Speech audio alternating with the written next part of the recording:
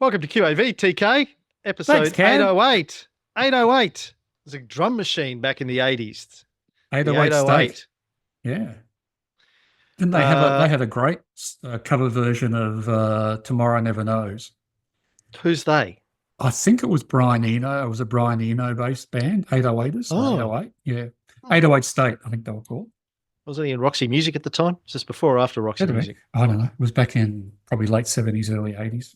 It was a drum machine. The original sort of all the early hip hop tracks, the Beastie Boys, etc., from the 80s is all an 808. Anyway, people don't care. It's been a week, TK, in the market, mid-year, in Feels some like a cases lifetime. full year results, but so many QAV stocks have taken an absolute sledging in the last week. Couple of good results as well. So a Ooh. couple of good market responses to results, put it that way. But yeah, it's been a lot of gnashing of teeth out there, which we will get into. But before we get into that, how's your week been? You're back in the Shank, I am, yeah. Had a lovely week in Wagga. the Shank Shack. Back at the Shank. Had a lovely week in Wagga. Thanks to Ruddy for hosting. Wonderful host. Played lots of golf. Did you hold hands? Watched lots of golf. No, we didn't. No, we shared a golf cart at one stage. Mm. Went for a drive. So Ruddy's brother-in-law came with us, and he's a very good golfer. Plays off scratch or one or something like that, even though he's about 67. But still hits a great ball. So it was really good playing with him a couple of times. And anyway, we played with him on the Thursday, and he suggested that we should go out to Narandera on the Friday, which is about an hour from Wagga, and that was great. Ruddy didn't like it because it's a country course. One staff member there, the pro shop was shut. You put your money in an envelope and off you go, which I think it's fantastic. Yeah. So the course wasn't in the greatest nick. It used to be top 100 in Australia, so the layout's really good. But it's preferred lies. You'd hate to play comp there because you're hitting off dirt a lot, or tufts of grass and stuff. But otherwise, it was just brilliant. So I really enjoy that, getting out in the country and finding new tracks and having fun. You've already got echidnas and kangaroos. How more country can you get? Yeah, true. But just going out and doing that, leave your money in an envelope. Roddy's brother-in-law. Cash. Like, who has cash? I haven't held cash in my hands since pre-COVID. Well, yeah, you need to go to Wagga Wagga. I always take cash to Wagga Wagga. The Chinese gives you 10% off for cash. Oh, yeah, okay. I don't even remember how to get cash. Where do you even get cash from? We rocked up to the Chinese restaurant on the lake, the boat club it's called, on Saturday night for dinner, and there was just hundreds of people there. So we didn't stay because it was too crowded. But cash is popular in Wagga Wagga. Anyway, this golf course in Narandera had something I hadn't seen before. If you didn't have cash, they had an FPOS, like a tap and go square, stuck on the side of the pro shop. And when it came to life, it gave you options like, you played 9 holes or 9 holes with a card or 18, and you pressed the button and then tapped your credit card. So I did take FPOS as well. First time I'd seen that. Yeah. Modern day golf courses. I told you before about my startup I had in 2000, right? Golf Lounge. Mm-hmm. Yeah. That was my attempt to modernize the golfing industry 25 years ago. Some industries don't want modernization. That's what I learned very quickly.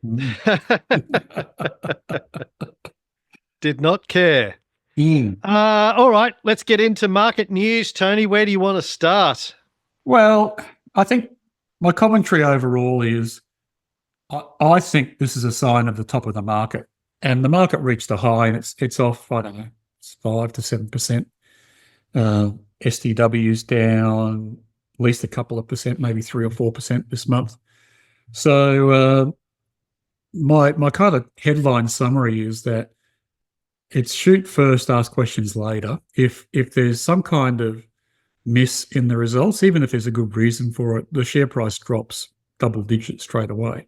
But shares I've got that I own who had great results, the share price, if it's lucky, will go up 1 or 2%, maybe 3%, and sometimes it goes down 1 or 2% because the analysts were expecting a beat. So it's a very unforgiving market, and it's not unsurprising given not necessarily the QAV stocks, but in market in general has lots of is overvalued, as we've talked about in the past. It's at the high end of its pendulum as it swings from, a PE of, a current PE of around 14, trailing PE of around 16, up into the 20s, and it'll come back down again, swing too far the other way eventually. But it's there's been a lot of problems and a lot of misreads too. I think we'll talk about one a bit later, Parenti, which is a stock I owned. I thought the results were acceptable. Stock went down 15, 20%, and it's back up as the market digested what happened. But we'll talk about that in some detail later. But non-QAV stocks, I'm kind of glad I'm not in some of these, highly priced stocks. The WiseTech Global comes to mind. I mean, I know it's not down because of its necessarily being bad results, although I think the results weren't great. But anyway, it's down a lot. And I think it's 29%, having problems with the founder. 4 directors have quit. So there's a lot going on there. Mineral Resources, we spoke about once before, down 23% this month alone, down 70% from its highs as the founder there has issues. So there's a really unforgiving approach to the stock market at the moment, I think. And we're seeing it play out in our stocks. I guess, some of these stocks have been hit hard, super cheap. Again, I don't think it's necessarily warranted, but anyway, it had a miss and it was hammered. There's still cash-producing machines, and generally what you find is their falls aren't as big as the high PE stocks when they crash, like the ones I just spoke about. So anyway, that's my overall summary. I think people are becoming less forgiving. They're looking for signs of trouble, and they're thinking the market is overpriced, and maybe even just some profit taking going on because of that in the stock market as a whole. And the Dow Jones is down as well. Mm-hmm. I don't know what the US market's worried about. I mean, everything's going so well over there right now. It's like smooth sailing. Can't understand why they would be nervous. And a highly predictable economy and environment over there. Highly predictable. Yeah. Like nothing to be nervous about. Safe pair of hands. Well, safe pair of hands when they're not waving to the audience. It's like that's the Musk salute, as I now call it. I was going to talk about this in After Hours, but since you brought it up, that's supposed to be a Roman salute. It was originally a Roman salute. That's where the Nazis got it from, yeah. He posted that he's calling himself the modern-day Sulla. So, Sulla, really? Yeah. He's going to pull a Sulla. Yeah, get shit done. Well, you know what Sulla did? I have listened to your podcast. Yep. Yeah, for people who haven't, Sulla cut off the heads of his enemies. So in Rome, not the non-Roman enemies. Yeah. Blood in the streets during Sulla's. But as I always have to remind people, Sulla was dictator, and then he gave up the dictatorship, and went and lived with went into retirement with his wife and his male lover. Maybe that's what Musk is hinting at. Maybe he's going to come out that he's got a male lover. And then, of course, certainly given the female side a go. Was he got 27 kids or something? Yeah. Then when Caesar became dictator, he said Sulla was an amateur. He didn't know what he was doing. Got out the blueprint and said, I can build a bigger one. Yeah. Anyway, yes. So what else have you got? What other stories? Well, I want to go through a few results. I'm going to start with the ones which were beats, and some of these have been aren't on the buy list now, but have been on the buy list. So I'll talk about them because people are probably holding them. First one is Judo. The Judo CEO proclaims a safe landing. This is from the AFR, and it happened after the interest rate cut last week. Judo Bank says the cut in the cash rate will help the business bank compete with major lenders that may protect margins by holding back some reduction for small business borrowers. In contrast to Bendigo and Adelaide Bank, which reported a squeeze in its interest margins on Monday last week, and saw its shares crunch, Judo lifted its margin guidance in half-year results that beat expectations.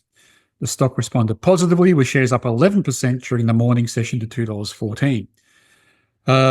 Goes on to say that their margins are good. So this is Judo's a business lender bank, does hold a banking license, so it doesn't play in the mortgage market space. Their margins were in the stated range of 2.9% to 3%. And the article points out that's much higher than the margin at Bendigo's bank, which is 1.88%, and Westpac, which reported a contraction of its core interest margin to 1.81% on Monday. The pricing of small business loans is more bespoke, and Judo can lend to its customers at a wider spread than banks can for mortgages. The CEO, a guy called Bayliss, said, "I think the safe landing has happened. We have seen a transition from a consumer-led economy based on household leverage to a business-led economy now. Businesses are in investment mode and the economy in growth phase." That's a big call, I thought, from him. But I guess he's seeing it. Judo goes on to say they reported $2.3 billion in new loans originated over the half, a record level, driven by growth in agribusiness, maintaining a growth rate above the average of the system as it expands into the regions.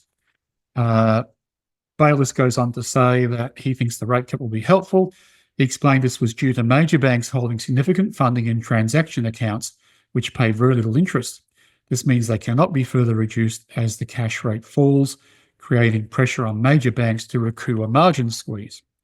Judo, which runs a traditional relationship banking model, has 159 bankers and will hire a further 20 in the next 6 months. Each runs an average of 28 customers, compared with the industry average of more than 100. The bank says this helps monitor credit quality, which was stable over the half, with 2.3% of the book 90 days past due or impaired. So, good result. Old-fashioned business bank, relying on customer relationships, and hit a few goals this half. You did a pull book on them last year, I think. Yeah, I did. Yeah, so they were on the buy list at that time. Yeah, I bought them towards the end of September last year. Up sort of 20% since then. $2.04 though. Not you said $2.14 before. I've got them at $2.04. Yeah, well, they must have come back. That was the price on the morning of the announcements, their results. Right. Yeah, but they're doing quite nice in one of our portfolios. Good. So the next one I want to talk about is QBE, and I hold QBE in my own portfolio. And this, again, was from early last week, February 21st. And part of the article was a response to Peter Dutton's call to break up some insurance companies if they didn't lower their prices. And so this is a quote from the CEO of QBE, a guy called Horton. And it goes, after QBE reported a stronger annual profit on Friday, this is the Friday previous, Horton said reducing costs for policyholders means lowering risk. He did say that scale and diversification was important for insurers. QBE only received 3% of its total premiums from the consumer market in Australia, where it has not made money for the last 3 years. Even though prices have gone up, it does not mean it delivers a return on capital. Australian consumer insurance has been loss-making in a number of years, but we can afford it in total because of the rest of the business, he said. QBE's global diversification and a 3-year project to improve underwriting standards and exit more risky businesses helped drive return on equity to its highest level in a decade. QBE earns more from commercial, specialty reinsurance and lenders mortgage insurances than it does from consumer lines. It has extensive operations in the US, where it avoided the worst of the US hurricane season last year. It also said exposure from the LA wildfires in January was around $200 million. Its statutory net profit of US $1.78 billion for the full year was up 31%. It lifted its full-year dividend to 87 cents per share, up from 62 in 2023, representing half of its net profit. Gross written premiums were up 3% to 224 US billion, and it expects 2025 premium growth in the mid-single digits. Its shares were up 5.2% on the day to 21.12. So well-run insurance business, 97% of its profit from overseas or income from overseas. And I would expect companies like QBE will do well because they're getting a big currency uplift, given the Australian dollar's towards its lowest levels for quite a while. Didn't really explain in that why they're not making money out of consumer insurance, though, in Australia. Why Didn't? would that be? So they said Oh, they haven't for a number of years. yeah. It's been loss-making for a number of years. Yeah. I'd speculate. I would think competitive market because there's lots of insurers in Australia and a rising number of events, floods, fires, whatever else in the last 3 years, which may not have been, they may not have provided enough for it, but they certainly can't raise their premiums enough to cover it, as there is a competitive environment. And there's also the political pressure calling for lowering of prices by insurers in general. Political pressure from the opposition. Ooh, yes, still a threat. The opposition that's probably been denying climate change for the last 25 years, and now it's costing insurance companies money and they're telling them to drop their premiums because it's fake news. Climate change doesn't exist, so the insurance companies don't need to worry about it. Yeah, and nuclear will solve it too. Yes. I'm actually pro-nuclear, but the time to be pro-nuclear was 40 years ago. It's a bit late to be pro-nuclear now. All right. Well, I don't hold QBE. I just checked. How have they done for you? Yeah, they're good. They were doing better. They have come off a little bit recently, but yeah, I'm guessing they're up sort of 25% since I bought them, something like that. Good. Yeah. FMG. Yes. They're old friends. Disappointments because it came onto the buy list probably a day or two before its results came out, and the results came out and the share price was hammered, and it became a sell again. So, and you said, "Yeah, I think it's time to take the red flag off." I did. Paid the price. I did. So maybe the red flag rule should be wait for the next results. Let the red flag flush its way through the system. Yeah. Yeah. Oh, you're right. I did say last week. Let's use sentiment. Sentiment. That's right. Yeah. Yeah. So how's the sentiment? So cross that out. Let's wait for a set of numbers. But yeah, they were a terrible set of numbers. I guess Isn't that interesting? Longer term sentiment was accurate. Yeah. Like I'm looking at their 1 year chart. Has not been good. Gone from $28 down to 18 today over 12 months. We've talked a lot about the sort of political corporate goings on at FMG over the last year. Lots of directors leaving, senior management leaving. Yep. And then the results come out and they're terrible. Yeah, and not just the exits of the management, I think, was the most telling thing. But I think Fortescue's it's got to clean up its act with its future industries division. And they've come out and said that they're going to reduce their capital expenditure by a fifth in that energy division, and is going to pause $1 billion of approved hydrogen projects, largely as a result of Donald Trump taking over the White House and its attitude towards clean energy. So, Fortescue should really spin off its future industries division and make it a separate company, and then anybody who wants to play in that space, which is still unprofitable, can do that, rather than having it cross-funded by the iron ore business. But anyway, the results weren't good. The net profit was less than half that reported a year ago and 12% lower than analysts were expecting. Revenue was down by 1/5, and the dividend of 50 cents was less than half the payment of the year before. So, terrible result all around, really.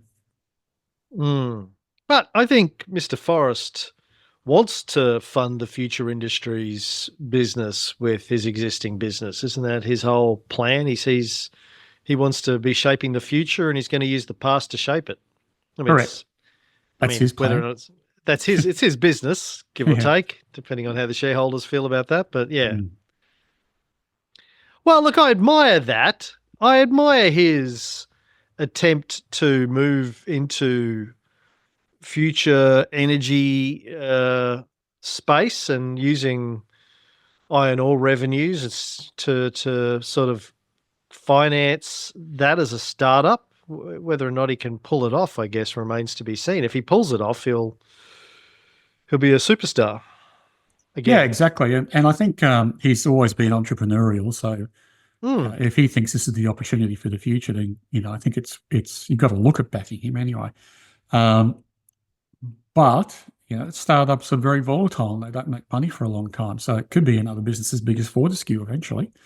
I think the other positive thing, which I think he's been trying to do, is to invest in hydrogen so that they can somehow mitigate the climate change effects of being an iron ore miner and supplying steel mills.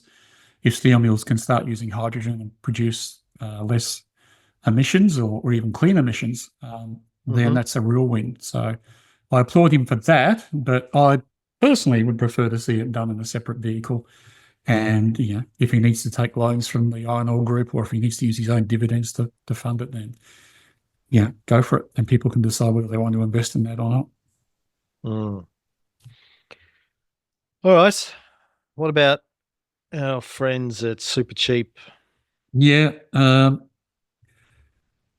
So the results came out. The Supercheap Auto, or Super Retail Group, is the company, but one of the biggest sections of it is Supercheap Auto, and that business underperformed. So they reported that they were battling a downturn in the automotive category, forcing it into deep discounts and punishing the profits of its parents, ASX-listed Super Retail Group. While group sales rose 4% to $2.1 billion over the first half, and same-store sales were up 1.8%, net profit was 9% lower and below market forecasts. The stock tumbled nearly 14% on the day.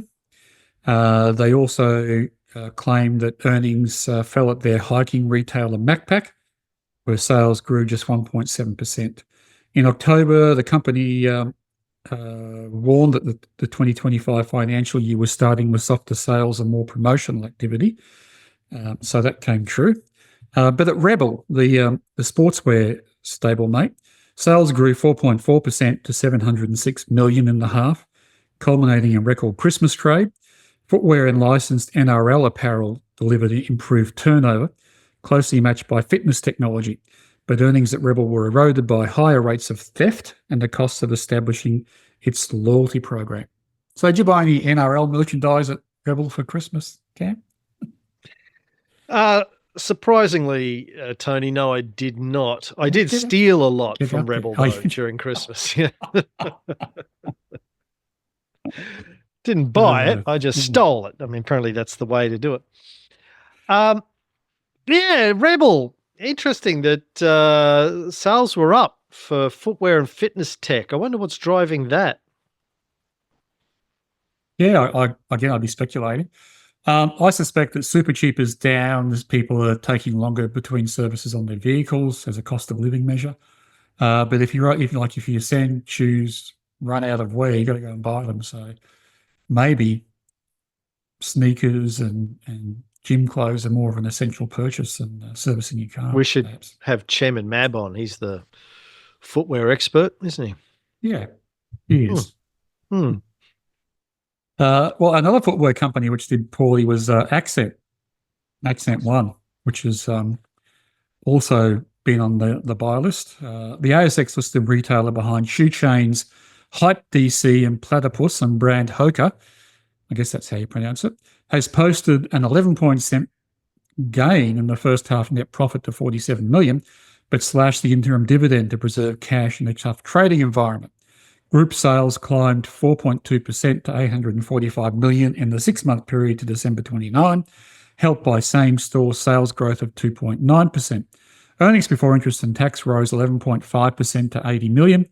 An interim dividend of 5.5 cents per share, fully franked, will be paid on March 20, but it's lower than a year ago at 8.5 cents. And it was also below market expectations at 6.4 cents. Accent opened 42 new stores, taking the total sites to 903 stores, which beat expectations. So shares went down, even though really good profit result, good expansion with 42 new stores being opened, but shares down on the basis of a dividend cut, which is always something a business is loath to do, and an indicator that they're quite conservative in their forecast going forward. I don't hold Accent in any of my portfolios, but I should mention I do hold a super retail group in my own super portfolio, plus some of the light portfolios. And it hasn't been a great performer. I mean, in one of the light portfolios I've held it since August 22, and it's up 36%. But in some of the others, including the dummy portfolio and my super, I bought it around end of October, early November 2023. And it's sort of up somewhere between 5 and 10%, depending on which date I bought it at. Must have been having a bit of a price spurt at the time. But yeah, it hasn't had a good sort of 18 months since then.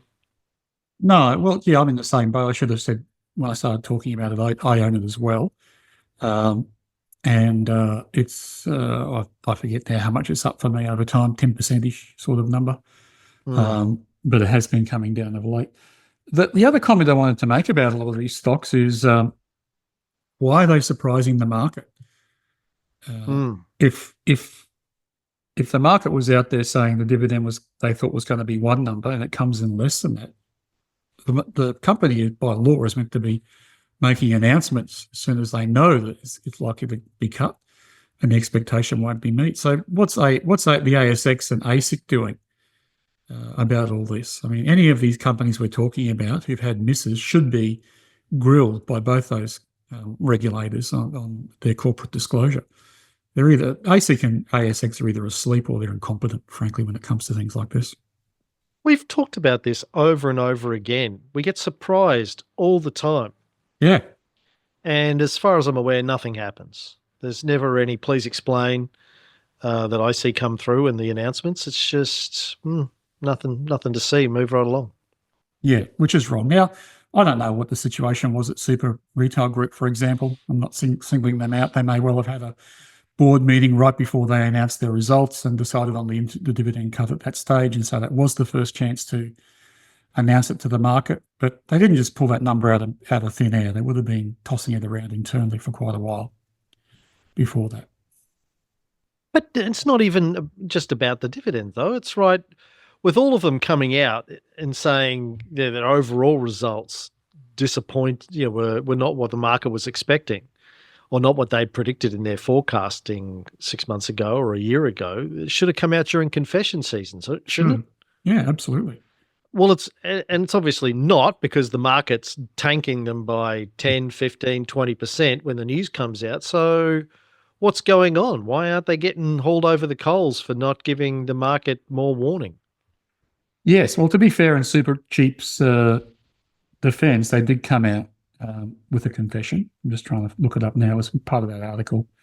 In October, so going back to October, warned the 2025 financial year was starting with softer sales and more promotional activity. So that was a long time before the results came out, almost 6 months, and they haven't updated, as far as I know, with further announcements since then, which they would know about. If only we had like a Australian Shareholders Association or something like that could take up these issues with ASIC on behalf of shareholders across the country. Yeah, we should get Matt back on the show then. Hold him to account. Yeah. What are you doing? Haul him over the coals. Yeah. If they're not going to haul them over the coals. What about Challenger? Yes, Challenger, another one that's been on the buy list for a while. They were a hit in a couple of ways. So they're a retirement product provider and fund manager. They have been under a cloud, according to this article, with first half profit and life sales coming in below expectations. Again, No warning of that. Just going to announce it with the results. Shares fell 9% on results day, culminating in a 20% decline over the past year. The 3.8 billion market cap company last closed at 547, flirting with lows last seen in June 2021. Institutional investors have also avoided the stock like the plague after major shareholder Wall Street asset manager Apollo Management reduced its stake in the annuities and fund management business to 9.9% from 20.12% in September. Naturally, investors are concerned about another possible liquidity event, but bottom-up analysts are scratching their heads, arguing the business is performing well and trading on a forward PE of just 9 times. And this is the dilemma for me with a lot of these companies, Cam.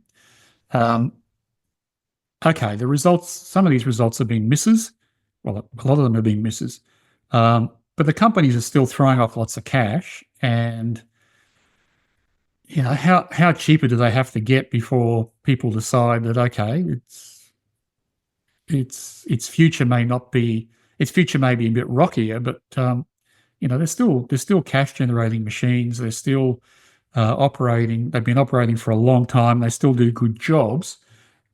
I wouldn't be surprised if some of these companies have their share prices turn round as analysts come to grips with the fundamentals of what they've been reporting. Yeah.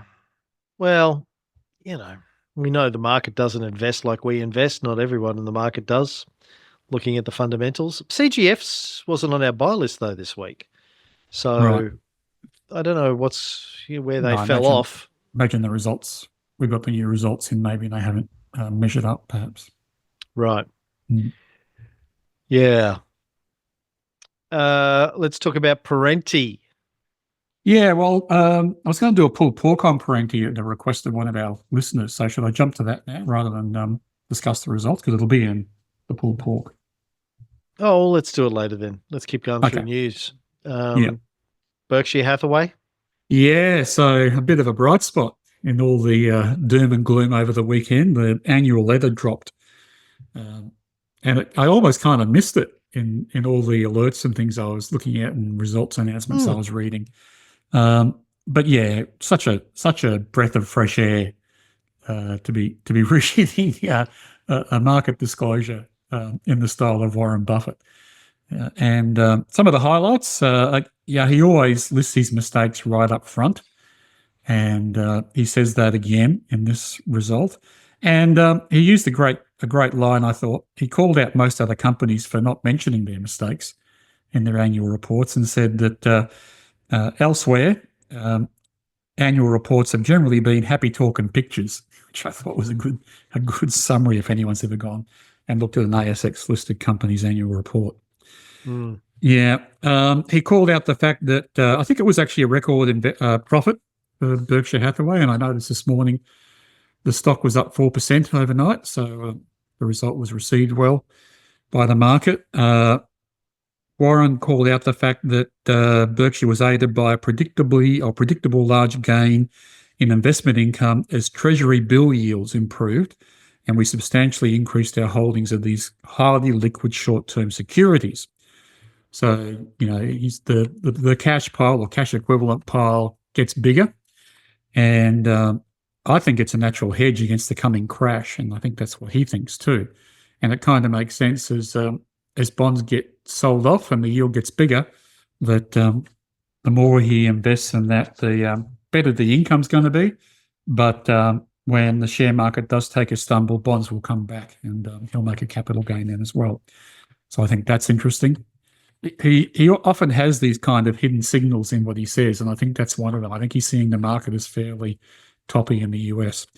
Interesting tidbit I hadn't noticed before, that Todd Coombs is now running Geico, one of their big insurance divisions. So Todd Coombs was taken on as a budding CIO and a potential replacement, at least on the investment side for Warren. He's popped up in insurance, so I'm not sure what to read in that. Warren, I don't think, would entrust Geico to someone he didn't have a lot of faith in, so it's probably a tick for Todd. But, you know, Warren's smart enough to strengthen the bench, I think, operationally as well as investment-wise for his succession. One of the mistakes he called out was, and I quote, 60 years ago, present management took control of Berkshire. That move was a mistake, my mistake, and one that plagued us for 2 decades. Charlie, I should emphasise, spotted my obvious area immediately. Though the price I paid for Berkshire looked cheap, its business, a large northern textile operation, was headed for extinction. The US Treasury, of all places, had already received silent warnings of Berkshire's destiny. In 1965, the company did not pay a dime of income tax, an embarrassment that had generally prevailed at the company for a decade. That sort of economic behaviour may be understandable for glamorous startups, but it's a blinking yellow light when it happens at a venerable pillar of American industry. Berkshire was headed for the ash can. Fast forward 60 years and imagine the surprise at the Treasury when that same company, still operating under the same name of Berkshire Hathaway, paid far more in corporate income tax than the US government had ever received from any company, even the American tech titans that commanded market valuations in the trillions.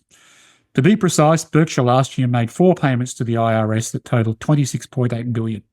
That's about 5% of what all of corporate America paid. And in addition, we paid sizable amounts for income taxes to foreign governments and to 44 states. So good old Warren, corporate governance guardian of the US economy. Always happy to pay his taxes. He is. Yeah. Yeah. I think it's a great thing. The interesting thing was that he also called out that our ownership in marketable equities moved downward last year from $354 billion to $272 billion. So again, coupled with the increase in bond holdings, so that's another sign that he's losing interest in the US stock market. Yeah.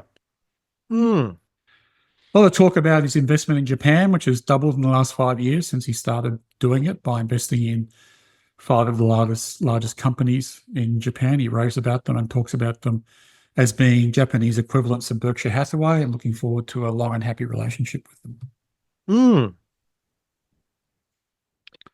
Very good. So that was a highlight, I think, from the weekend. Yeah, I missed that completely until I saw it in the notes. Well, do you want to talk about Richard's post? I did, yeah. I also saw this. This is a post and a snippet from an Alan Kohler article on the InvestSmart website, and it talks about the difference between growth stocks and value stocks over the last, it goes right back for a number of years, back to 1985. And the quote reads, the head of research and portfolio management, Nathan Bell at InvestSmart, talked about how tough it's been for value investors like him over the past few years, and still is, because value is being ignored for growth. It's a common tale of woe, and I'd heard it from Nathan before. Value investing was the place to be in the pandemic, but for the past few years, it has been as miserable as it was in the late 1990s. Growth stocks, ones that define normal valuation metrics and just keep getting more expensive, have dominated global markets for 3 years. And value investors like Nathan, who don't want to know a company selling at 50 times earnings, have been left behind. So that's kind of been, I guess, our experience in some respects. I've tried to find a way of having a checklist and evaluation method to trade the growth stocks, but I'm still scratching around to get something that looks worthwhile. Because when it's fun on the way up, but boy, does it hurt when as they say, the market climbs the escalator and goes down the elevator shaft when it crashes. So that's, I think, ahead for growth stocks. But look, my take on this, I call this the value investor lament, and I've heard it 2 or 3 times over my investing career, even from people like Warren Buffett. I heard it from a guy called, what's his name? Maple Abbott Brown, I think his name was, famous Australian value investor back in the 90s, in the lead up to the dot-com boom. Our performance is underperforming because of all the growth performance in the market, but we can't find anything to buy is a common sort of refrain. We're finding things to buy. I mean, and there are still gems out there in the value space. I think there was a graph included in the post, and I think one of the things to be careful of is that when market indices are compared, they're put together by companies like S&P or Moody's or whoever, and they generally just rank the ASX 200, for example, by PE ratio, and they call the top deciles growth and they call the bottom deciles value. And they're pretty broad strokes. And, just doing that simply is a very broad brush approach to comparing those two. Because there's lots of growth stocks that don't make any money, so they don't have good quality. And there's lots of stocks like we know that have great quality in the value space, and we try and separate those out using the QAV process. So just a very broad value versus growth approach doesn't necessarily shed any light on what's going on. But yeah, this has certainly been a tougher time in general for value investors and growth investors. And I've heard people talk about their investments in Pro Medicus and how great it's been, and it has been. I don't deny them that at all. But I am like the InvestSmart analyst. I'm not going to buy something at a very high PE just because there's a risk of it going down. And that risk is there for all stocks. We've talked about the misses dropping shares that we own by 10, 15%. And that's hard.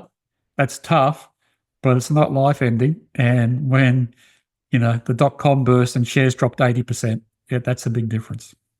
And none of the stocks that I hold across all of the portfolios that have come in with these results that have been hammered in the last week, I haven't had to sell any of them because they're all, they've gone up well enough that they're above their 3PTL, they're above their Rule 1 so far. There's a couple that are close, but AMP is kind of on the line for one of my portfolios. But I've been talking to some people about this in recent weeks, and just trying to help them understand what, for me, is the mindset, the QAV mindset for me, which is long-term, having an investment philosophy and strategy that tries to get you double market on average over the long term, relatively low risk, relatively low stress.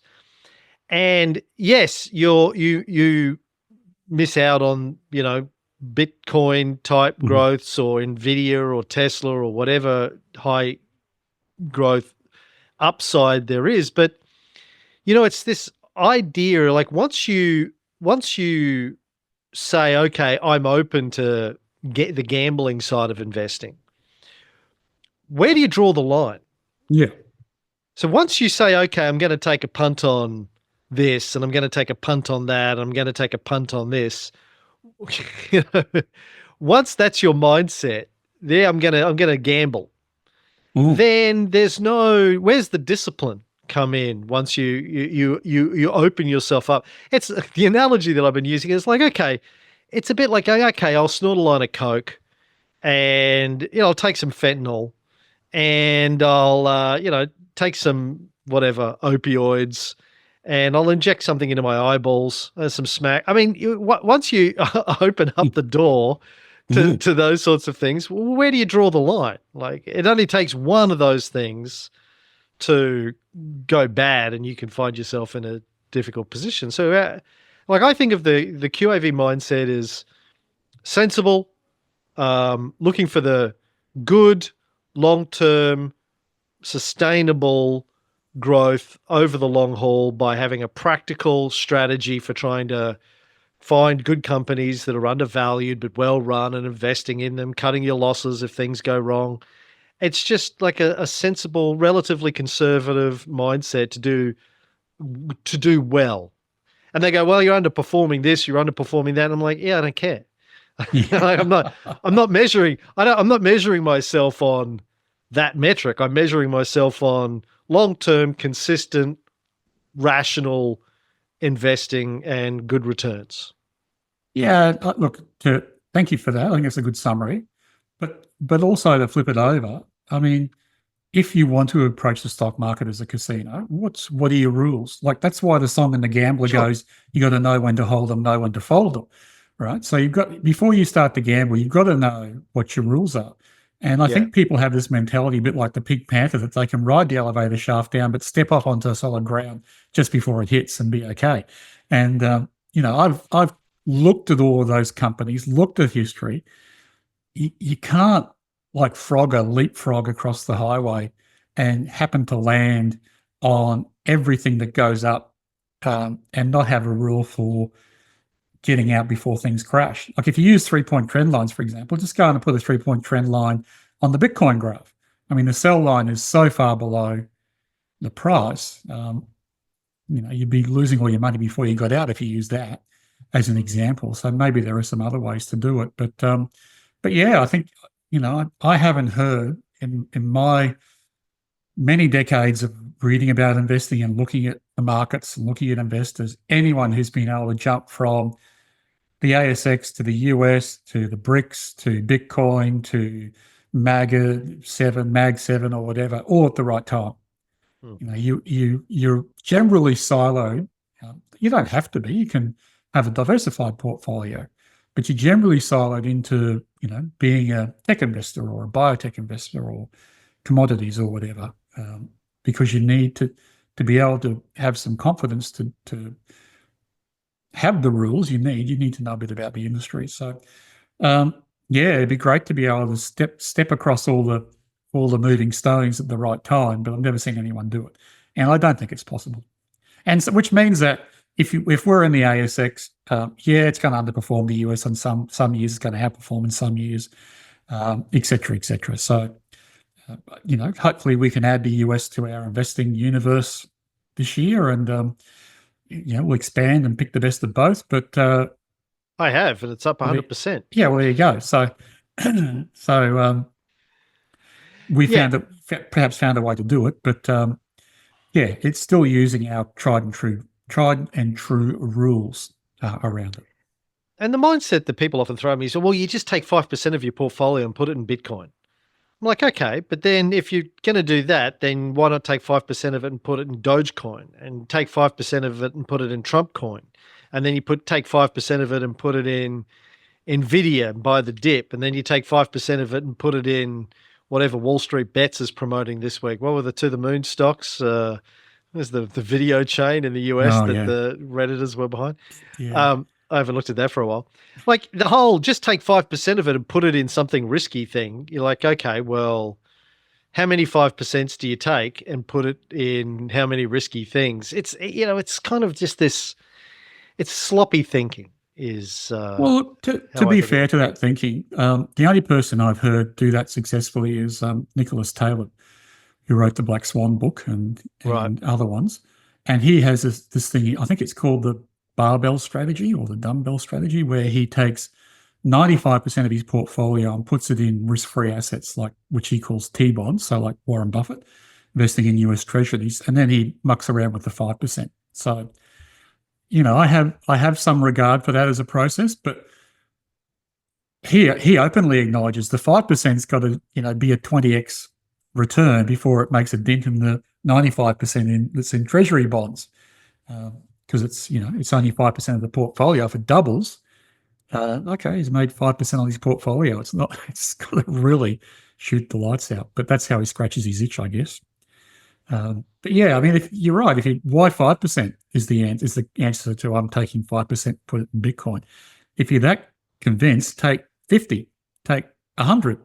If you think Bitcoin's that good, and if you're not, then take half of you, or if you have to scratch an itch, yeah. GameStop was one of the To the Moon stocks. I'm just looking at it. It went up to $16.25 USD in 2021. No, hold on. $81. I told you I went to a GameStop shop when I was in the US. And there was me and tumbleweeds. There was crickets in the store. There's nothing there. It shot up to 81. It was trading at sort of a dollar early 2020, around beginning of COVID. Shot up to $81 by January 2021. It's now at $25 and has been sliding down ever since all of the hype circle. So if you bought it anywhere in that period in early 2021, by the middle of the year, it was still trading at $60. It's been sliding downwards ever since. So if you bought it before the hype in 2020, you're probably quite happy. If you bought it any time after it started getting hyped, you've probably lost money on it. Yeah, and that goes the same for Trump coin as well. So If you want to put you want to put money into Bitcoin, why don't you put it into Tropicoin? Same sort of That's thing. the thing. Yeah. Yeah. Let's see. You had a question about whether or not lower interest rates are in the checklist. I did. So interest rates Probably were not. cut last Tuesday, and we have a couple of cells in the spreadsheet which checks for them. And I downloaded your spreadsheet from Monday, and I can't see the cells where that would normally be recorded. So I'm just checking to make sure it's in there. Cells being CEL. Correct. No, probably not. So I will update the interest rates in the checklists. Thanks. And yeah, shout out to anyone else who's doing their own downloads to do it as for themselves too. Do you know what the rate is? 4.1%. 4.1%. You better Google that. I'm going from memory. I will. Thanks for picking that up. All right. What's next? Well, I did have a couple of other things which came in late, if you don't mind me just looking at a couple of other share-related issues. Actually, I've got 3 or 4 other articles to get to, but I might leave a couple of them for next week, given we've been speaking for a while. The first one to talk about, though, first one I'll talk about is Telstra. So they are one of the companies that reported good results, and their shares are up a little bit. And I just wanted to call out, I did a download myself today to do the pulled pork on Parenti because I think their results hit Stock Doctor last night, perhaps. And that's another thing, another shout out to people is when you're doing downloads and whoever your data provider is, make sure you've got the most recent results in your analysis. So for Parenti's case, we were looking at results from December 2024. So that's the first thing. Telstra results are in, they were good, and the download I did showed them just being the stock that was just off the buy list, so they're the first stock off the bottom end of the buy list. But I thought I'd highlight that because they are a huge ADT stock for anyone looking for something to buy with a large portfolio. So have a look at Telstra. But I did want to also highlight, have you got any NRW in our portfolios at all? Because they're in a trading halt. And it came out, I think, yesterday that NRW, being a mining contracting business, is owed up to $120 million in the collapse of the Whyalla Steelworks and the nearby iron ore mines that supplied raw materials to the Sanjeev Gupta-owned group. So they went into a trading halt where they try and work out how much is owed. And they're also waiting for the administrators who've been appointed to Whyalla to hold a meeting and kind of outline what creditors might be getting out of that. So not good news, but we'll find out in the next couple of days because they said that they would, they've asked for a trading halt until February 28. And they may extend that, but they may also have an answer as to what they're unlikely to get back from Whyalla by then. I do not hold NRW and have never held Really NRW. Well, I've certainly been on the buy list a number of times. Yeah, I know that it probably hasn't been a stock to buy for a while because the share price has been coming down because I think I'll have to check my facts, but I think there was a large block sale towards the end of last year which started to depress the price. Right. Yeah. Anyway, it's been coming down. So those were the 2 things I wanted to talk about. So I can do a pulled pork now if you like.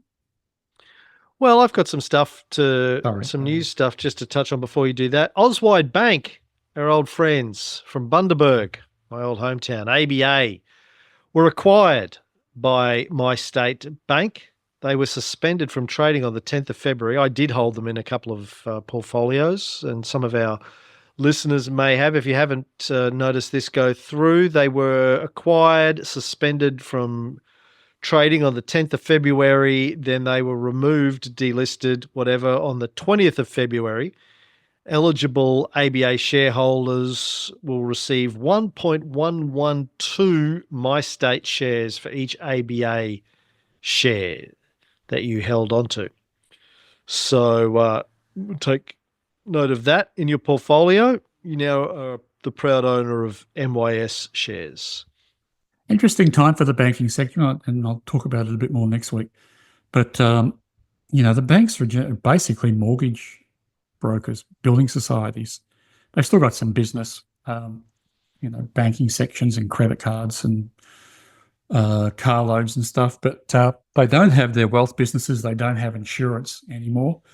So I think a couple of things. I think CBA rightly is the biggest market cap of the four major banks, largely because I think it has the lowest, has a high market share, but it has the lowest mortgages that are going through mortgage brokers. In other words, they're originating most of a larger amount of their own mortgage loans, which gives them a margin advantage, which is hard to compete against, because then they turn that margin back into price competition and lower their prices. So that's always tough to compete against.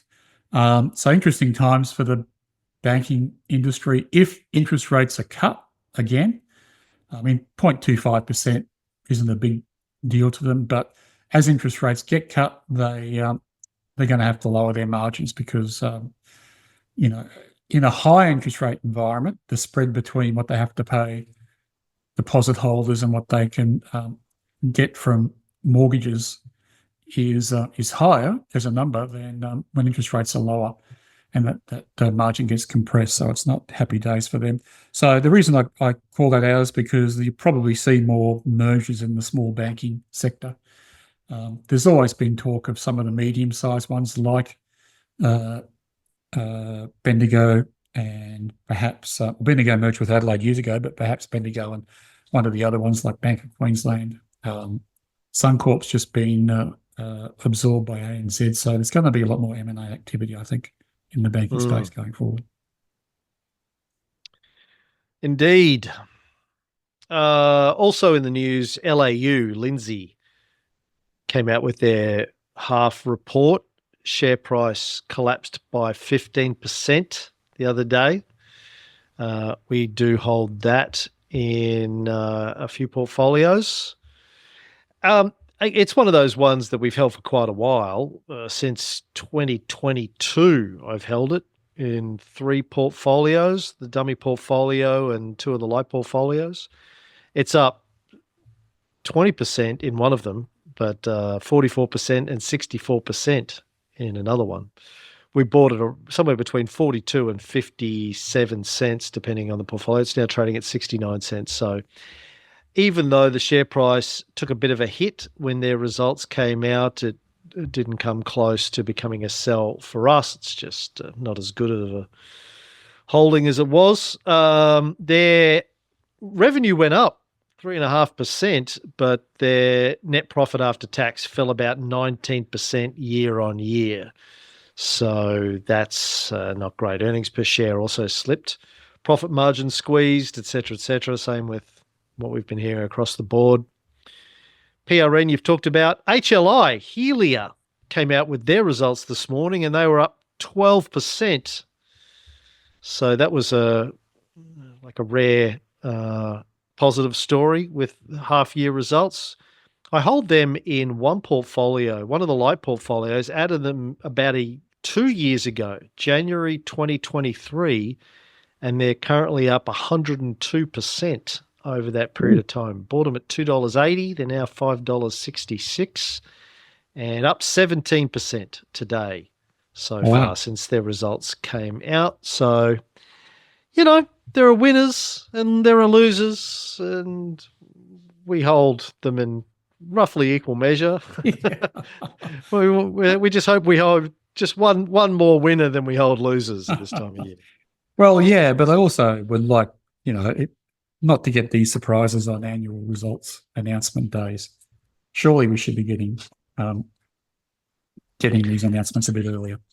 But even if you get them during confession season, the same thing happens, right? The share price takes a hit. It just happens a month or two earlier than what it gets anyway. So, yeah.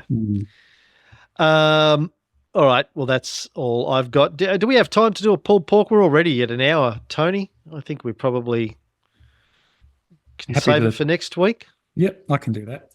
It's Yeah. on Parenti. In fact, we have requests for Parenti and Super Cheap, so thank you for both of those. Why don't I just quickly talk about the Parenti results, and we'll go into more detail next week. Yeah. So Parenti came out, it was one of these stocks that came out, and the market shot first and asked questions later, and I think it dropped like 15% when it came out. 18%. 18%, thank you. But as I was doing the pulled pork today, I'm looking at the share price and it's getting higher and higher and higher. So it's recovered at least half of that this morning as market digests what's going on. Yeah. Up 8% today. So okay. Not quite half, but almost back to half. Yeah. Yeah. So again, this is one of these companies, I think, where I don't know whether it's computer-based trading or AI or whatever. It looks at the numbers and goes, not good, sell. And then they read what the CEO has to say and they go, oh, okay, maybe it's okay.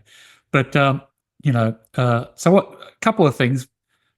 Free cash flow was one of the headlines that was called out as a miss, and it was down this half. And the CEO said, yeah, but that's because we had someone who didn't pay on time, and they came into January rather than December.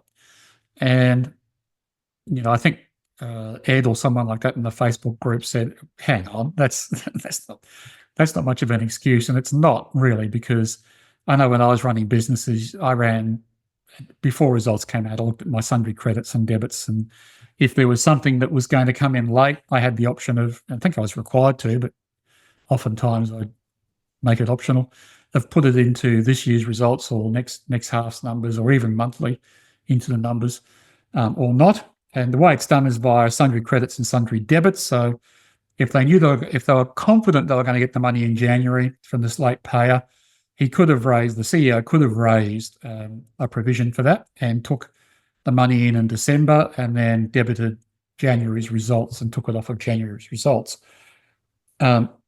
Chose not to. So for whatever reason, I'm only speculating as to why. One might be that they didn't have the conviction they were going to get it all back, so they didn't want to account for it in December. But I know when I was running businesses, it would often be, well, I've made my target this half, so what's the use of outperforming? I may as well keep it in the January numbers and get off to a good start for the next half. So I'm not casting aspersions, but I think, there was a bit of discretion in whether it was reported in or not. So there's that. They also called out that NPAT was down year on year, but then they said that was because they had a non-cash write-up of their business acquisition that occurred in 2023. So fair enough. So good reasons as to why there were a couple of misses, and I think the market's got it wrong because they are good reasons. My overall comment is, Jesus, make the accounts simple. You should be able to explain them to a 6-year-old, not have to worry about whether there was a non-cash write back or a sundry credit or debit in there somewhere. Just keep it as simple and as unaggressive as possible in your accounting, and you'll do a lot better with the market than making them stop and read everything in detail. Isn't it like going to a mechanic and you say, what's wrong with my car? And he goes, yeah, well, your dip/fin is up the Kajuki, and we've got to replace the Dwongle fanger with the, try to baffle them with bullshit. Is that what they're trying to do? Oh, possibly. I think what they're trying to do is I think what happened, this is me being cynical. I think what they did was they wrote up their acquisition of DDH1, which was a great acquisition, and it outperformed for them in 2023, and they were carrying it on their books as a valuation, and they said, okay, we need to write up that valuation. It's a better asset than we thought, and that improved their profit numbers perhaps when they needed it in 2023. Now it's 2024. They're saying, we should back that one out when we're comparing 2024 to 2023. Again, perhaps when they need it. And then they're playing around with late payments and when they occur. So when I looked at the website and looked at their CEO, I'd have to say, I don't know how old he is. He's got a very fresh face. I'm wondering if this is part of a learning experience for him. He's probably come out and decided I can play fast and loose with the numbers, but you can't play fast and loose with the market. And I think if that's one lesson from this results, I hope he's learnt it. Just keep it simple, keep it honest, keep it unaggressive, and the market will like you a lot better than trying to finagle things. I think we've got a QAV club member who works at Parenti, so maybe he can give us some Please. inside baseball. Yeah. I want to call out that I own PRN in quite a few portfolios, including my own super, but also the dummy portfolio and a light portfolio. My super I added it only November last year, and it's up like 3%. But the dummy portfolio had it since May last year. It's up 25%. Light portfolio is about the same. So it's done okay. It's, again, another one of those shares that had a big drop this week, but it was a safe hold for us. And bouncing back. And I should also declare I own Parenti in my own portfolios as well, and didn't have to sell it after the results, which is good.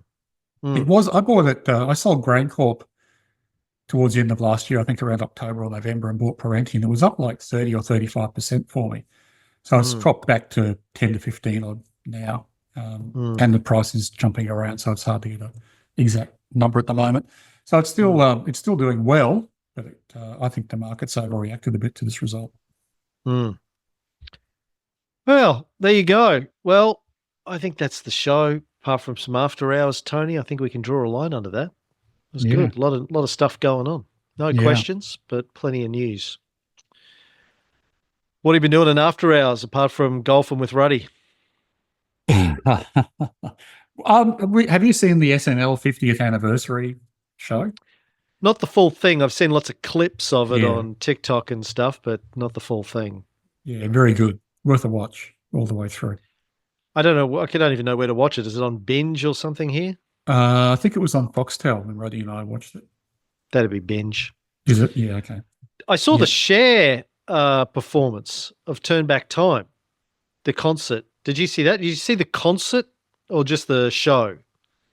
I saw the show. So they had the show, which looks great, but then they had a concert where they just had like a celebrity. So Chrissy's, you met Elise. Remember Chrissy's niece? Chrissy and her niece were in Sydney and they ran into you? Yeah. So Elise, her niece, the niece Elise, lives in New York now, and she's a massive, massive Beatles nerd fan. And McCartney was doing a show, like a small show in New York this week that she found out about late because he was there for the SNL thing. She rocked up because she tried to get a ticket, couldn't get a ticket. So she just rocked up at the venue and sort of finagled her way in. But she said, she told Chrissy she went to like the VIP entrance to see if she could like talk her way in. She said the lineup of people was just insane. She's like, there was every celebrity ever because they were all in New York for the SNL thing. Yeah. And they all went to the McCartney thing. Yeah. Right. So she said there was like, Laura Dern was there and blah, blah, blah. She was rattling off all the celebrity names and she was like just a gog. She got in and there was a photo. There was an official photo taken. It's like your birthday party, when we had the Angels play, like a small club, 100, 200 people. Somebody took a photo of the audience around the stage, and she sent us a photo with an arrow. Go, that's me holding up my hands. Oh, fantastic! He was wrapped, but so at the concert that they had, Cher came out singing "If I Could Turn Back Time," dressed in the same see-through body stocking she wore in 1989 or whenever that song first came out, and I was telling Chrissy, because she was only 10 years old at the time. I remember when the film clip for this came out, Cher was like 40 at the time. And it was a huge sort of, holy shit, she can pull that off at 40 moment. Now she's 78 and she came out wearing the same thing and with the wig on. So, she looks exactly, some plastic surgery, but it's not too bad. But she pulled it off. Like she absolutely nailed the performance. I was super impressed that she pulled it off at 78. Fantastic. Did you see her in the Super Bowl ad? No. If I could turn back time, and she gets transported back to the Middle Ages. All right. start singing and they go, witch, burner. Was that a recent one or an old one? Yeah, the last Super Bowl, yeah. Oh, okay. Well, McCartney performs in the SNL 50 TV show. Right. And I saw him live last year in Sydney, and he was really good. He was a bit reedy and a bit old. His vocals didn't really handle the concert this time. I was a bit disappointed. And they had Little Wayne or someone on it, which I fast forwarded through. Didn't like that at all. Adam Sandler got up and did a song. And talking of celebrities, like the Tina Fey and Amy Poehler made a bit of a joke about it, that all the people who they couldn't fit on stage for a skit were sat in the audience. So it was just like Jack Nicholson, Robert De Niro, Tom Hanks, Steven Spielberg, famous celebrity after famous celebrity in the audience. So they went through a lot of them as part of their comedy routine. Jack was there. Yeah, and looking pretty old too. Oh, you have to be. Yeah, I haven't seen Jack in anything for a long time. Yeah. They're all old, these guys, man. They're all getting old. Keith Richards was in the audience. He gets up and he goes, I think I left a bandana here back in the 80s. Has anyone seen it? And then Zach Galifianakis is wearing a bandana, which is quite funny. So, yeah, well worth a look. Have you seen the documentary on Hans Zimmer? No, but I saw a post on Reddit the other day of him playing keyboard in Video Killed the Radio Star. Oh, really? Apparently he was the keyboard player in the Buggles in the 80s. Yeah. Which I didn't know. I was like, holy shit. Really? Yeah. Wow. No, is it good? Yeah, very good. Documentary, huh? Just on his life and career? Yeah. Did so much and scored so many things. I think his first Hollywood movie was Rain Man. So way back then. Wow. Yeah. I'm just looking at his Wikipedia page here. He worked with the Buggles. Zimmer can be seen briefly in the Buggles music video for the 1979 song Video Killed the Radio Star. There you go. Yeah, so I'd recommend that. I watched a documentary which I really enjoyed called White Riot. I don't know if you would have liked it, but about Rock Against Racism back in the 70s in the UK. Fantastic. I really enjoyed it. I was talking to my Sifu at Kung Fu the other day. He's a Scotsman, and we ended up talking about music or something, and he was telling me he used to go see the Clash all the time growing up in the UK in the late 70s, early 80s. And I was thinking, oh, yeah, I know somebody who would be very jealous of that. Yeah, he goes, I used to go see them all the time, you know. Well, this documentary is about these two sort of comedians who set up Rock Against Racism at the time when the National Front was looking like it might win the British elections back in the 70s, was really becoming a dominant force, and skinheads were out there beating up black people and Asians at concerts. And these two guys put out a fanzine calling for people to write in, and this is like before mobile phones and the internet and all that, write in and become ambassadors for Rock Against Racism and hold concerts in their local area and all this kind of stuff. And really sort of involve lots of influential people, including, you know, the way that a lot of magazines looked after that, with that kind of newspaper cutouts of police holding riot shields and people being beaten up. And, you know, the Clash is in it a little bit, but it's really about some of the black artists and the National Front and then the marches against the National Front, and how the police would protect the National Front, but they wouldn't do much for the anti-fascist league and all this kind of stuff. And it culminates in the famous Victoria Park concert where the Clash headline playing White Riot, which is the end of the show. And if anyone's seen Rude Boy, it's the same footage from that, which is really bright and colourful and fantastic. And 80,000 people turn up.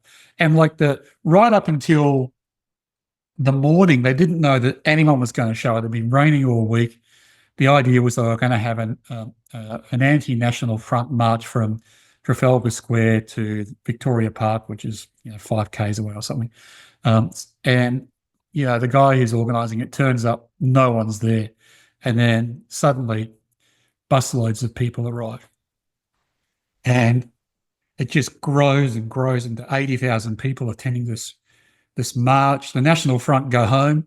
They're like, no. They started off, doing Sieg Heil salutes as the marches go past. And after about an hour, they go home.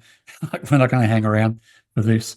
And then they have this huge concert, which is fantastic. So it's a really good documentary from historical point of view about Thatcher's Britain, what was going on, about the people, the coal miners out of work, all that kind of stuff, and just how communities can put things together to counter that, which we may well have to rely on in the future. The National Front, I know they're still around. I mean, I remember talking about them on our Cold War show a while ago. They were started by a journalist called A.K. Chesterton, I seem to recall. And Enoch Powell was their political leader. He came from Was he? Holland, Oh, really? Yeah. One of the floats in this Rock Against Racism parade was the Rubbery Figures people had put together effigies of Enoch Powell and some of the other leaders of the National Front, which looked quite right. Yeah. It was all sort of, they were very mixed up in sort of the militant Christianity, anti-Semitism in the UK in the 30s and 40s. What else? Who's Rick Buckler? Rick Buckler died, which was a real blow to me. Rick Buckler was the drummer for the Jam. Oh, wow. Died at the tender age of 69, which isn't much older than me. Always, one of my favorites in the music scene, because he was always just such a stand-up guy, never had a media presence himself. The Jam sort of was only around for a few brief years, and then Paul Weller started the Style Council and ditched the other two members. And Bruce Foxton, the bass player, and I think Rick Buckler may have done this for a while, formed a cover band for the Jam, like a tribute band called From the Jam, and kept playing Jam songs up until the present time. Rick Buckler kind of, I think, opened up a men's wear store, but would do speaking tours and things like that. I read his autobiography a couple of years ago, which was fantastic, about that scene back in the late 70s, early 80s in the UK and what they went through. But just a real down-to-earth stand-up guy, and it was just such a shame to see him pass away. Yeah, 69 is way too young. How old Bowie was. Bowie died too. Oh, really? Too young. Wow. Very young. Yeah. Yes. Well, I finished Looking Glass War yesterday, the third Le Carré novel, and I got to say I loved it. It was good. As bleak as the previous two were, if not more bleak. And I could see it coming, like the ending of it. I could just see it coming, and but it was so brutal and bleak and just sad and tragic, and I loved it. I really, I loved just how sort of tragic the whole group were. I don't know if you remember how it plays out, but I don't know. In fact, I don't even think I finished it. It was, from memory, the Looking Glass War was it started life as a radio play, and he turned it into a book. So okay. My memory might be shaky on that, but it always had the least sort of flesh. It wasn't as complete as the other novels I found.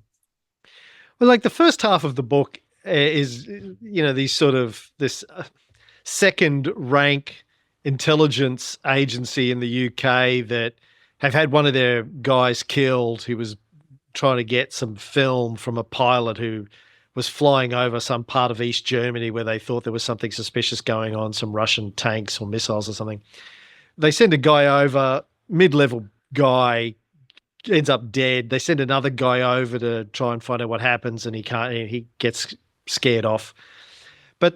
And they're all sort of incompetent and wannabe spies, and then they get sort of approval from the ministry to do an operation and send a send a guy in there to find out. And then so the second half of the book is all upbeat. They're all sort of excited and they've got some funding and they've got approval and they're going to show the smiley guys, the the real agents, how it's done, that they shouldn't, they're not inferior. And they find this old guy who worked for him in the war, some Polish guy who's living in London, and they sort of retrain him and get him ready. And they all go off to Germany and he goes in and immediately gets screws it up. And, he's sending wireless signals back and he gets it all wrong. All of his training goes out the window, like literally the minute he lands. And the Germans pick him up and the Russians pick him up and they warrant him. And then news gets back to England that this guy's botched it. And then Smiley has to, all of the second-rank guys, the senior guys that set up this whole operation are in West Germany, where the guy's gone over the border, and Smiley rocks up and says, pack up your gear, guys. You got to go home. And they're like, but our guy's there. And he's like, doesn't matter. He's probably dead already. It's just, they're like, but we can't just, he goes, yeah, just pack it up. And I can't even believe you got this far. Well done. You did a good job. Like you really, it's just so sad and bleak and just, it's just brutal, absolutely brutal. And I loved it. Anyway, there you go. Oh, good. I'll have to go back and pull it out and give it a read. So what's next in Le Carre canon? I don't know, but I've got the Len Deighton, I've got the Ipcris file lined up to read next. But then a Russian friend of mine has got me reading some Russian literature. I'm going to read the 12 Chairs, which I read the Bulgakov one recently that he put me onto, The Dog's Heart, which was great. He's put me onto this other one, 12 Chairs, for sort of the same era.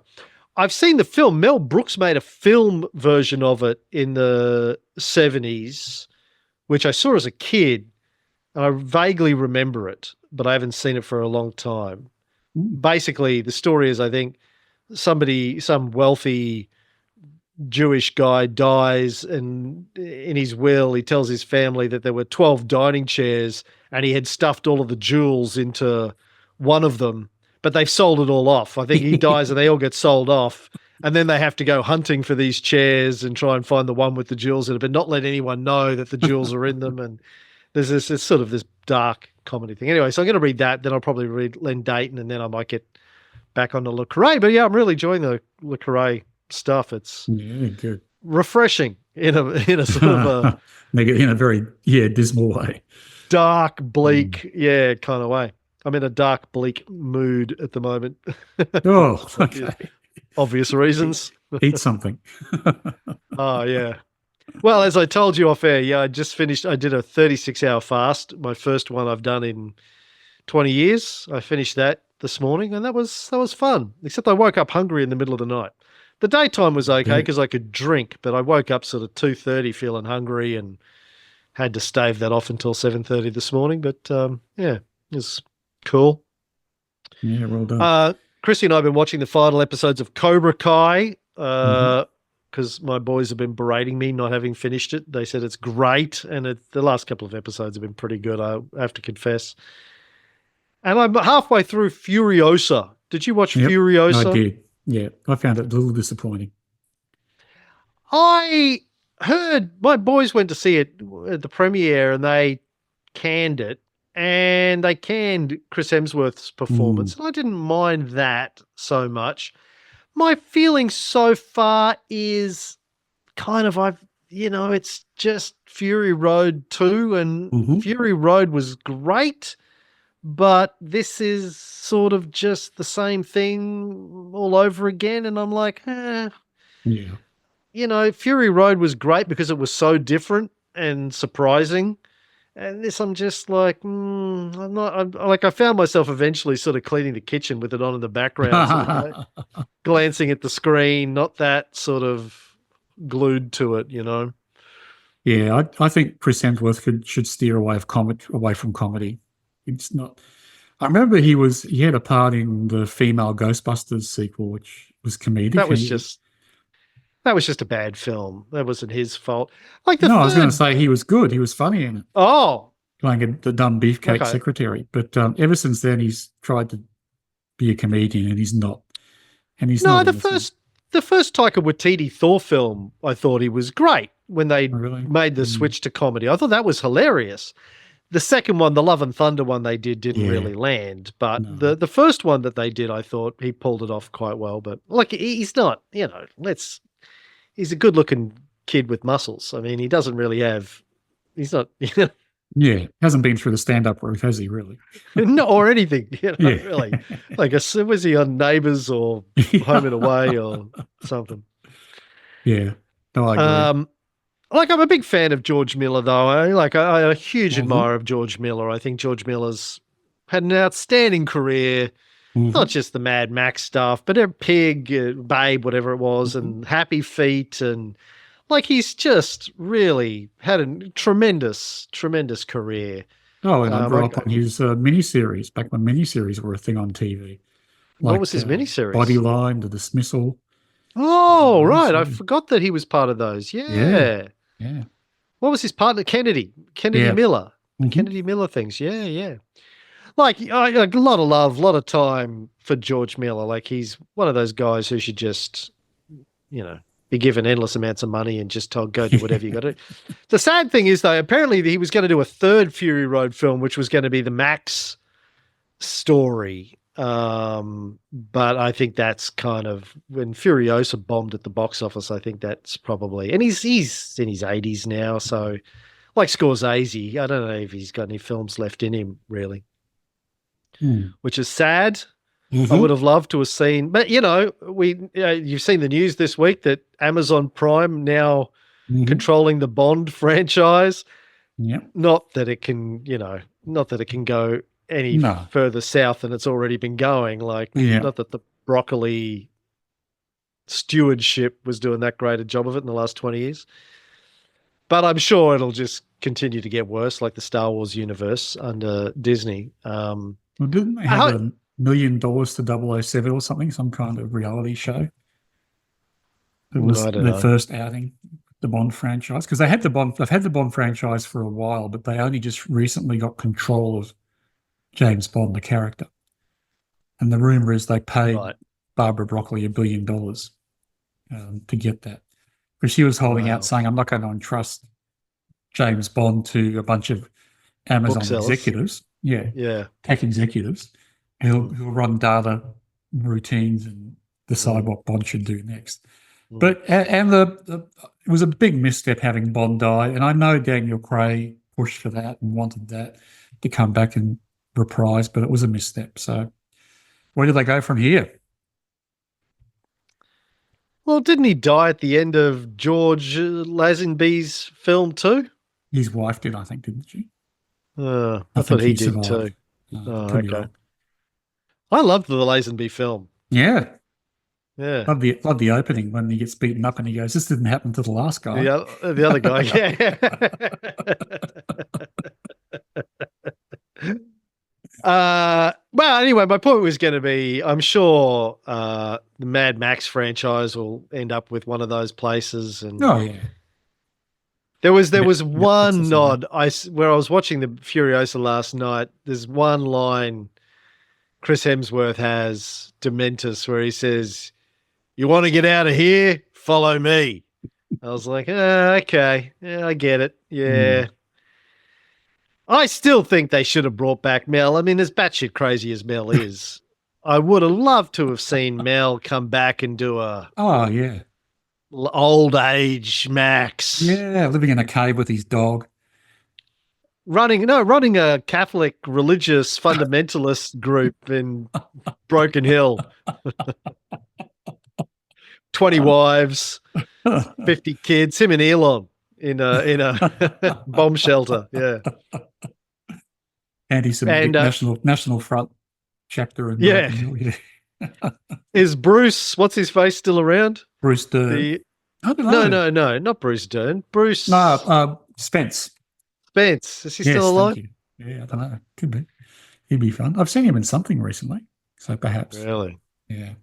You could just get. You could get. The feral kid would have grown up by now. I've seen the feral kid on stuff. Like they trot him out for Mad Max celebration, roadshow, Comic-Con type things. They could get Stephen Merchant to do the Bruce Spence role. Yes. Good point. Yes. They could. That's a good call. The Yeah. two. No, like an old Max, just an old sort of, and Mel wouldn't have to act, like just old crazy Max. Just, the desert made him crazy. Yeah, just tell Mel there's some Jews around somewhere, and he'll just go, ah, ah. Anyway. Oh, yeah. And it didn't have, Furiosa didn't have Charlize, which I thought was a big gap between the leads. Yeah, she didn't seem like she had a good time making the first one anyway. I'm not sure she would have wanted to come back. Really? Okay. She and Tom didn't really get along and spent a lot of time in the desert. I think she got over the desert and all that kind of stuff. I did read that she found out that she was disappointed when she found out she wasn't going to be in it, but I also read comments from her over the years saying it wasn't a very good experience making it. So, Was she just angling for more money, like Daniel Craig used to do? I'm never going to do another James Bond movie ever. Never.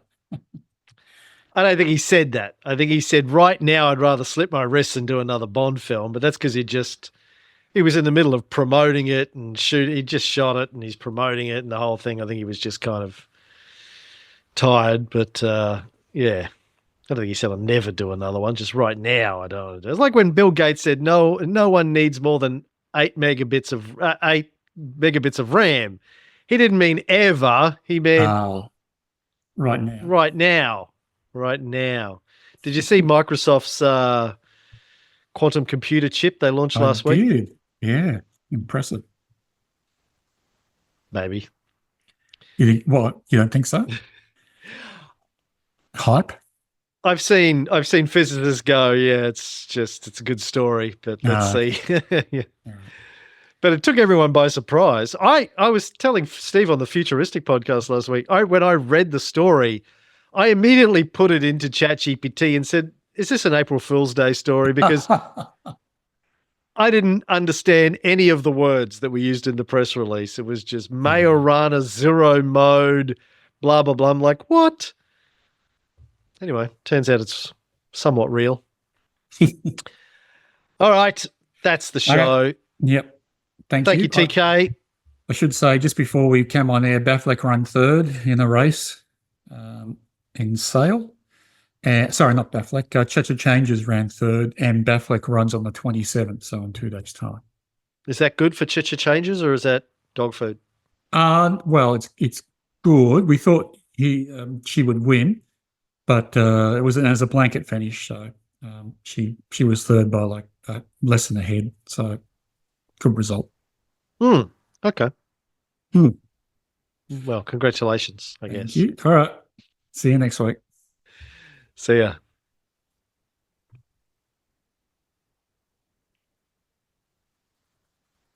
Can't figure out. Oh, there you go. Stop recording. Okay, it's right there.